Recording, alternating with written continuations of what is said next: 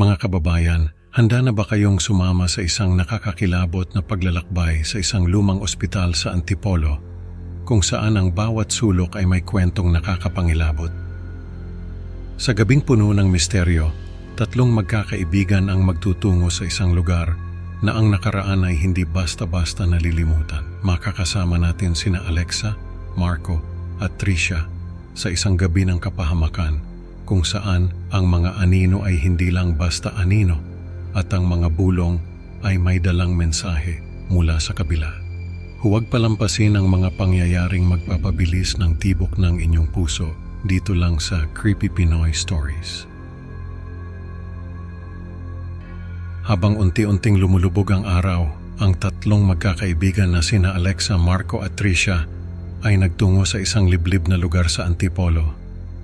Ang langit na puno ng mga kulay ng pagtatapos ng araw ay dahan-dahang nagpapalit ng kulay ng kanilang mga mukha habang sila ay papalapit sa isang lugar na puno ng misteryo at kababalaghan.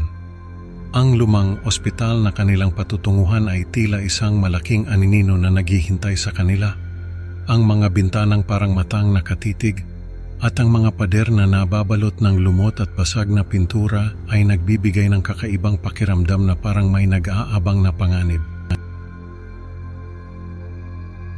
Si Tricia, na may hawak na lumang flashlight at mapa na nakuha niya kay Kyla, ay tila hindi mapakali sa pananabik na matuklasan ang mga lihim na iniwan ni Dr. Santillan, ang doktor na may madilim na nakaraan.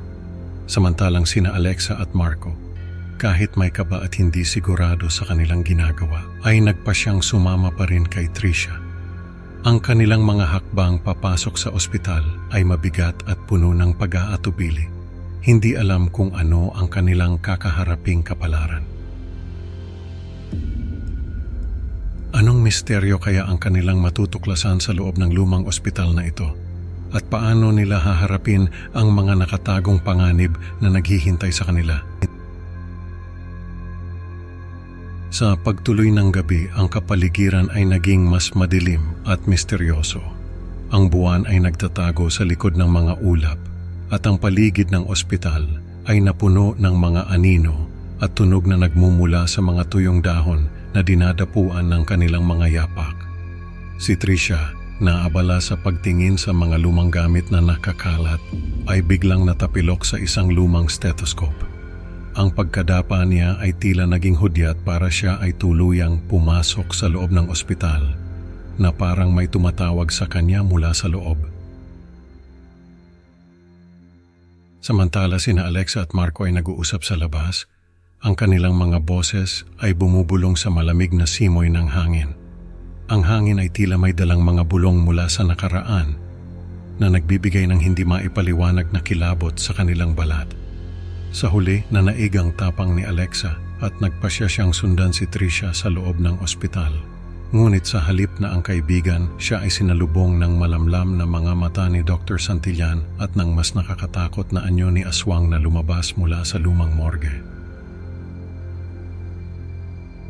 Ano kaya ang kahihinatnan ni Alexa sa loob ng ospital? At ano ang nangyari kay Tricia na nauna nang pumasok? Ang mga susunod na pangyayari ay tiyak na magpapabilis ng tibok ng puso ng sino mang makakabasa. Nakatayo si Alexa sa madilim na pasilyo, ang kanyang mga mata nakatitig sa malamlam na mga mata ni Dr. Santillan na tila ba may gustong sabihin, habang sa tabi niya ay ang nakakatakot na silhote ni aswang. Ang takot na hindi maipaliwanag ay mabilis na kumalat sa kanyang buong katawan, parang lamig na hindi matanggal-tanggal. Anong kailangan mo sa akin? Mahinang tanong ni Alexa, ang kanyang boses na uutal sa takot. Ang tanging tugon ay ang nakakabinging katahimikan at ang mga anino na parang may sariling buhay, gumagalaw sa mga sulok ng lumang ospital. Biglang, ang sigaw ni Alexa ay pumuno sa gabi, umaling-aungaw sa mga pader ng ospital. Pero walang sumagot, tanging ang malamig na hangin lang at ang mga anino ang kanyang kasama. Sa isang iglap ang mundo ni Alexa ay umikot at siya'y nawalan ng malay. Ang huling imahe sa kanyang isipan ay ang mga malamlam na mata ni Dr. Santillan at ang nakakatakot na anyo ni Aswang. Pagmulat ng kanyang mga mata, napaligiran si Alexa ng mga pulis. Ang kanilang mga flashlight ay nagbigay liwanag sa kanyang mukhang puno ng takot at pagkalito. Ano na ang nangyari? Saan na si Marco at Tricia? Ang mga tanong na yon ang unang pumasok sa kanyang isipan. Ngayon, habang unti-unting bumabalik sa normal ang tibok ng puso ni Alexa, may mga bagay na hindi na magiging katulad ng dati. Ano kaya ang mga bulong ng nakaraan na naghihintay sa kanya? Sa kanyang paggaling sa ospital, unti-unting bumabalik sa sarili si Alexa.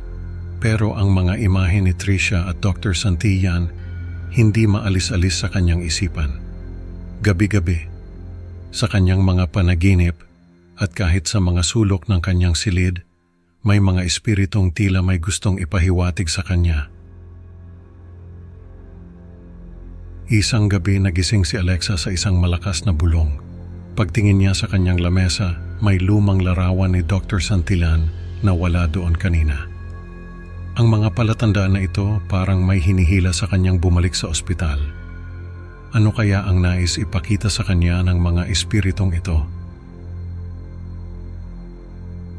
Ang mga bulong ng nakaraan ay nagiging mas malakas at si Alexa ay hindi na matiis ang hindi malaman ang kanilang nais sabihin. Ano kaya ang matutuklasan ni Alexa sa kanyang muling pagbalik sa lumang ospital? Ang bawat hakbang niya ay isang hakbang papalapit sa katotohanan na maaring baguhin ang lahat ng kanyang nalalaman. Sa kanyang muling pagtapak sa lumang ospital, dala ni Alexa ang bigat ng mga alaala at ang pangakong hindi nababalikan ang lugar na iyon. Pero parang may magnetong humihila sa kanya pabalik. At sa pagkakataong ito, hindi na siya nag-iisa. Kasama niya ang mga espiritong hindi matahimik na tila may mahalagang gustong ipakita sa kanya. Sa isang sulok ng ospital na hindi pa niya napupuntahan, may isang lihim na silid na puno ng alikabok at lumang gamit.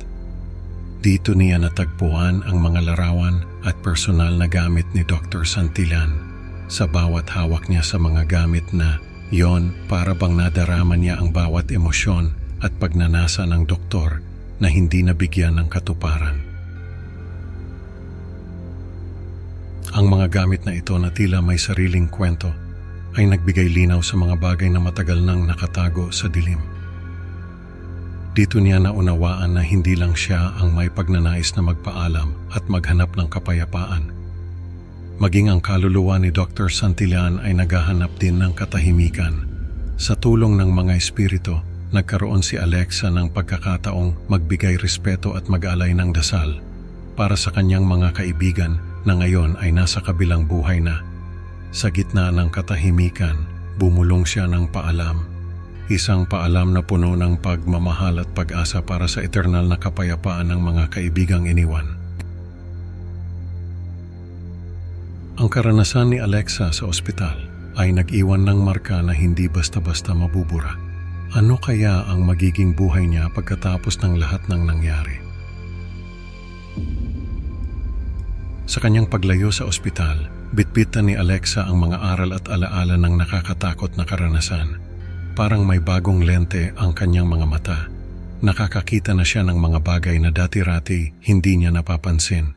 Ang lumang ospital na ngayon ay tahanan na ng mga alaala at espiritu, ay nanatiling matatag sa gitna ng antipolo. Ang mga pader nito ay tila naghihintay ng bagong mga kwento ng misteryo at kababalaghan. Sa bawat ihip ng hangin sa gabi, may mga bulong na maririnig, mga bulong ng mga kaluluwang hindi matahimik na parang nagpapaalala sa mga sekretong nakabaon sa kasaysayan ng ospital. At habang lumalayo si Alexa, ang mga bulong na yun ay sumasabay sa kanya, paalala ng isang kabanatang nagwakas at ang mga bagong kwentong maaaring magsimula. Sa huli, natutunan ni Alexa na ang nakaraan, kahit anong takot ang dala, ay may aral na kasama. Mga kababayan, salamat sa pakikinig sa Creepy Pinoy Stories. Huwag kalimutang mag-like at mag-subscribe para sa mas marami pang kwentong magpapakilabot sa inyong mga gabi. Excited na akong makasama kayo sa susunod na upload. At bago ko kayo iwan, tandaan, ang mga bulong ng nakaraan ay maaring bumulong din sa inyo.